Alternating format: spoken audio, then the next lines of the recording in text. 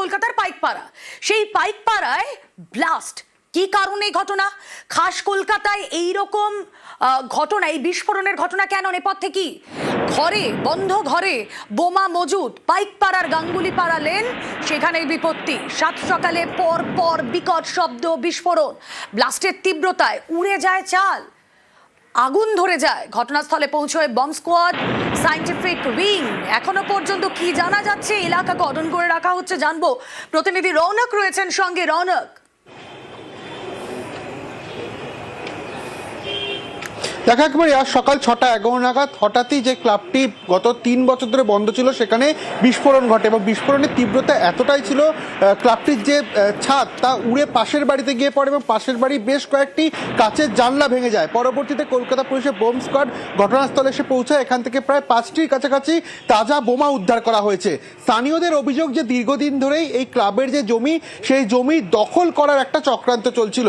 অর্থাৎ কেউ পূর্ব পরিকল্পনা মাফিক এখানে বোমা এবং কেরোসিন তেলের বোতল মজুত করেছিল কিনা এই বিষয়টি পুলিশ খতিয়ে দেখছে এবং কলকাতা পুলিশের সায়েন্টিফিক উইংস তারা ঘটনাস্থলে পৌঁছেছে।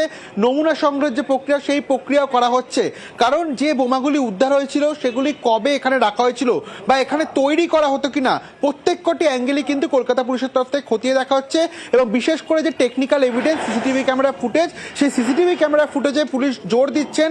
কারণ গত এক সপ্তাহে কোনো সন্দেহভাজন কারণ এখানে আনাগোনা ছিল কিনা এই বিষয়টিও দেখা হচ্ছে।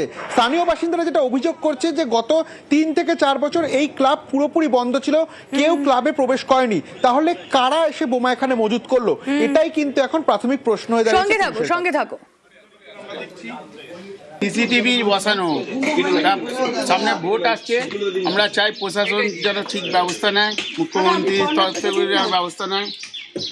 কি হচ্ছে কোথা থেকে তো বোঝা যাচ্ছে না, আর পুলিশ প্রোটেকশন দেওয়া উচিত এখন এখানে।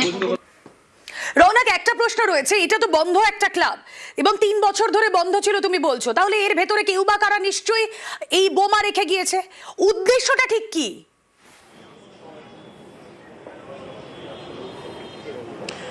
দেখো, স্থানীয় বাসিন্দারা যেটা অভিযোগ করছে যে এই ক্লাবের যে জমি, সেই জমি দখল করাই উদ্দেশ্য ছিল।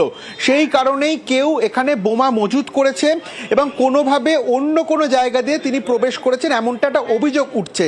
ইতিমধ্যে গোটা বিষয়টি পুলিশকে জানানো হয়েছে। পুলিশের তরফ থেকে যারা এখানে এলাকাবাসী তাদেরকে জিজ্ঞাসাবাদ করা হয়েছে এবং কেউ যদি সন্দেহভাজন থাকে তাদেরকেও কিন্তু পুলিশ স্ক্যানারে রেখেছে। কিন্তু প্রাথমিকভাবে তদন্তে উঠে এসেছে যে যেহেতু দীর্ঘদিন ধরে তুমি দেখলেই বুঝবে জায়গাটি অত্যন্ত জনবহুল এলাকা এবং সেখানেই এরম জনাধীর্ণভাবে এই ক্লাবটি পড়েছিল।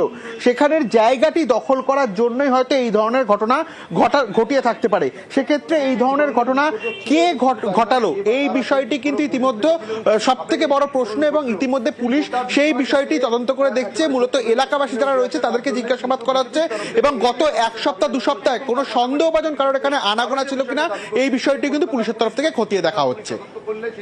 বেশ রৌনক,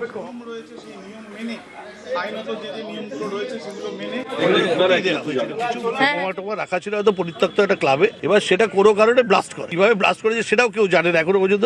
যারা বিশেষজ্ঞ এসছে তারা নিশ্চিত বলতে পারবে। লোকাল হুলিগান আছে, তাদের মনে এখানে যাতায়াত ছিল, সেটা লোকাল লোকেদের অনেক বলা উচিত আছে। বুঝতে পারেনি বা ধরতে পারেনি বা কিছু একটা কারণ হতে পারে বা ভয়ে বলেনি, এরকম হতে পারে। কি ঠিকা জায়গা, প্রথমত ঠিকা জায়গায় প্রমোটিংটা বিরাট কোনো লাভজনক ব্যবসা নয়। আর এই প্রমোটিংয়ের ব্যাপারটা যদি কেউ করে থাকে তাহলে নিশ্চিতভাবে ধরা পড়ে যাবে।